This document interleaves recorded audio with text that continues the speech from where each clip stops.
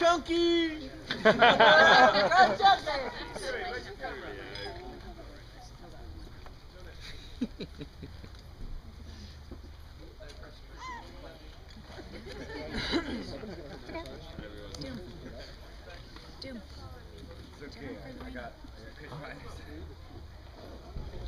Good evening, ladies and gentlemen. Good evening. I'd like to introduce myself to start with. My name's Greg. I'm very proud to be put as Bestman today. When I received the invitation from Matt and Becca, I struggled to realise who it was from, because I've always known the little man as Buller. So, a bit of confusion. Being the best man isn't always what's cracked up to be. You get the same nerves as a groom, but there's one thing waiting for you in posh knickers at the end of the day. If any females like to disagree with that statement, I'm in room 6 at Chance Kevin. My main duty today is to give you guys an introduction to the groom, relaying tales about his crazy adventures as a young man, his running with the police, and marathon sessions in the pub. Back in the early years, Buller was a shy little kid. He did the usual for a boy of bedwetting and shoving raisins up his nose. But I don't think Buller ever got over this with an incident in Ibiza where he struggled to work out what the bath was for. We know. No questions. Another example of his shyness was always on his birthday. Family and friends would come round, give him his presents, sing him happy birthday, which would always make him cry. Buller's first love has always been football, and that'd be soccer to some guys here. With Newcastle United being his favourite team. The little man and I spent a couple of weekends, memorable weekends up in Newcastle watching the beloved team. I found this fact out for you, mate. On September the 17th, 1949, Alf McMichael made his debut at left back for Newcastle United against Man City. Very good. Moving on. As well as watching Newcastle, he always played in the Sunday League. One Sunday, I went to see him and see the brilliant standard of football that he always spoke about. After the game, he was showering, so I went up to his captain and asked how he rated Buller. The response I got was quite surprising. He said, but his best position is left back, as in left back in the changing room.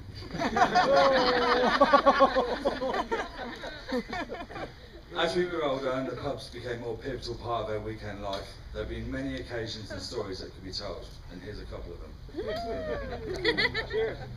One morning after a night out, Buller came home absolutely gagging for a wee.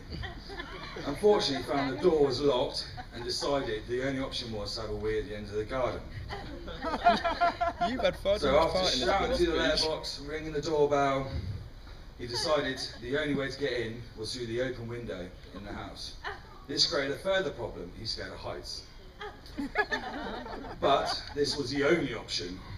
So Buller went back down to the end of the garden and found a ladder. Another problem occurred. He'd weed all over the ladder. So after fighting his fear, climbing the ladder, getting inside, he walks down and finds Andy, his brother, sat on the sofa watching TV. Another memorable story comes to mind. It's about 4.5 years ago when me and Buller were stumbling back from town. We got to a roundabout at the bottom of a hill. We both had struggled, so we decided to have a stop and have a little nap. The only place we could find was a roundabout. We lay down. After a few minutes of being laid down, we smelled a strong, stale ale smell and human wee. So we jumped up, looked around, and after having a look, we realised that we could see the outline of body shapes. Then it dawned on us. We'd been laying down where the trams hung out.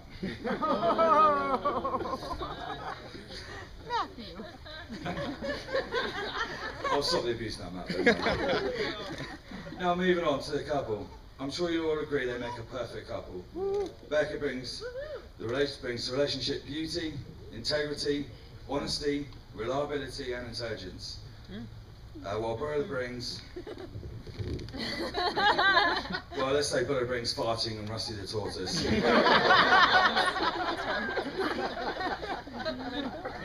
After hearing a couple of stories, I have a few letters to read out back from home.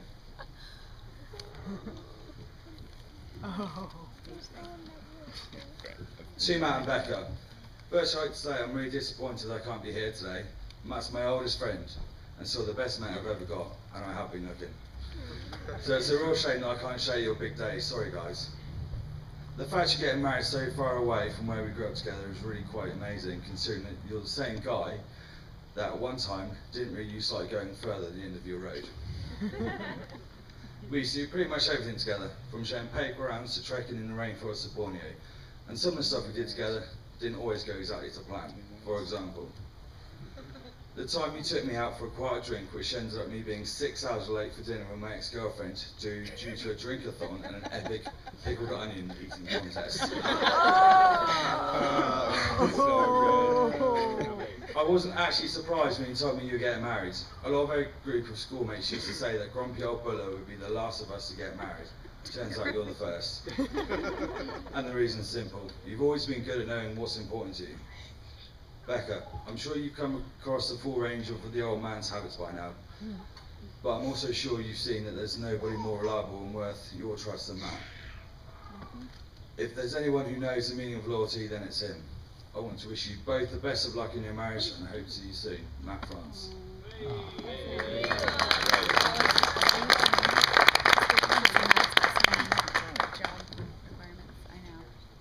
Always remember, things have changed for the rest of your life. Matthew is a husband, Becca is a wife. Times will be good, times will be bad. Times will be happy and times will be sad. Always remember the sound advice. If you don't want to pay for the price, remember the words Becca wants to hear. You use wisely and often. Yes, dear. Have a great day. I'll be thinking of you. Lots of love. Alex, Nick, Chris, Danny and Katie. More. Yeah, I there's don't a even lot. know that many people. More. Oh, Jesus. No proofreading, then. To the new Mr. and Mrs. Wells. We are now looking to see you both together and welcome Rebecca into her family ASAP. A day to remember, Saturday the 17th of September 2011. Rebecca and Matthew, have a wonderful day. Thank you for the invitation. Not too keen on the dinner and dancing, but we'd like to have made it for the tomfoolery. Nevertheless, our thoughts are with you both. Wish you the best and the happiness in the future. With lots of love, Nanny Dot and Grandbo.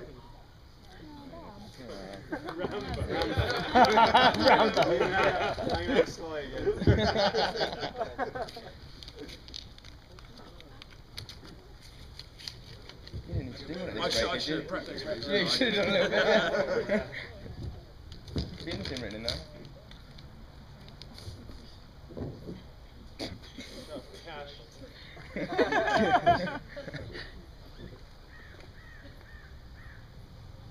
Well, we'll be with you in spirit and thought. May your special day be filled with the precious moments and beautiful memories. Much of love to you both. Phil and Sue. No. You could have opened them. You sure you're supposed to? Yeah, why are they blowing out? Vanna White. Are you kidding me? Oh my god. Oh really? One more. Yeah, one job's out. Becca and Matt, wishing you a future full of happiness and congratulations and love from Uncle Paul and Auntie Tina. No, I'll take that.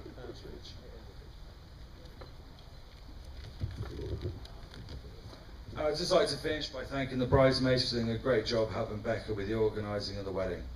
And I also may like to say how fantastic you both look. So I'd just like to propose a toast to the bridesmaids. Bridesmaids. The bridesmaids.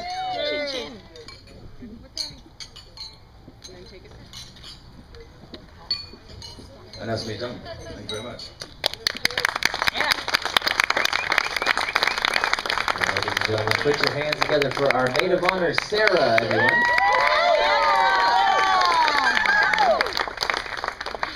Well, since you did such a good job of talking your ear off, mine will be short and sweet. So.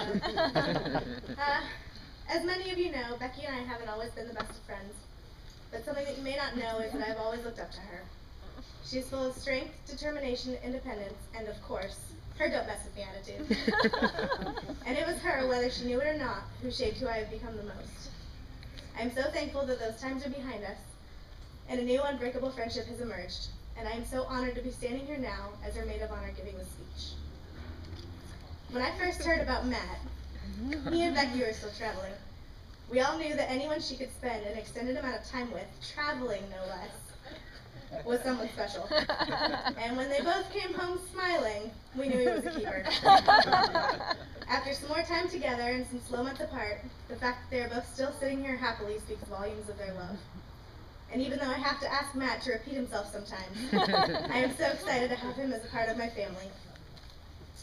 What I would like to say to each of you are all the social cliches we heard growing up, but I'm just going to pick a few. Always think before you speak. Speak half as much as you listen. Listen with your heart. And remember that there are times two people need to step away from each other, but that doesn't mean they need to turn and fire. Because lust is easy and love is hard, but like is the most important. To Becca and Matt, I love you both and wish you the best of everything in your life together. Yes, well done.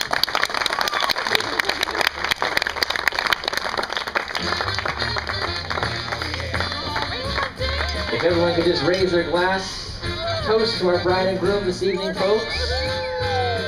And at this time, we'd like to bring Matt and Becca over to the dance floor.